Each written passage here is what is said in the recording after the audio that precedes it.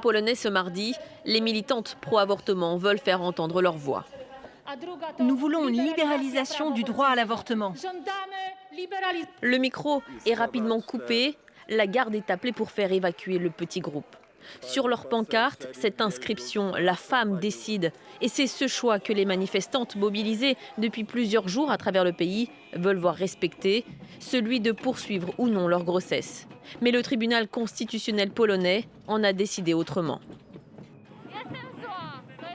Je suis en colère pour ne pas dire plus. Regardez, filmez ce qui se passe. Ce verdict est scandaleux.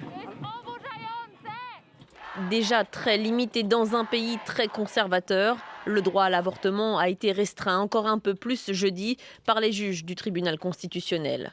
Impossible désormais d'interrompre une grossesse en cas de malformation du fœtus. Seuls le viol, l'inceste et les risques graves pour la vie ou la santé de la mère pourront justifier une IVG. Ces cas représentent environ 2% des IVG pratiquées ces dernières années. Mais selon les groupes féministes, plusieurs milliers de procédures sont réalisées illégalement ou effectuées à l'étranger. Une situation qui risque de s'aggraver avec ce verdict.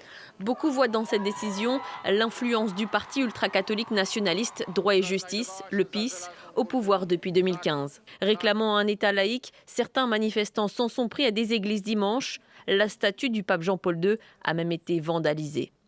L'avortement reste un sujet sensible à travers le monde. La semaine dernière, 32 pays, dont les États-Unis, ont co-signé une déclaration remettant en cause le droit à l'IVG.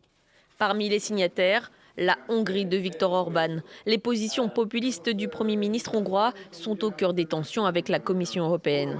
Ce n'est pourtant pas le plus mauvais élève de l'Union.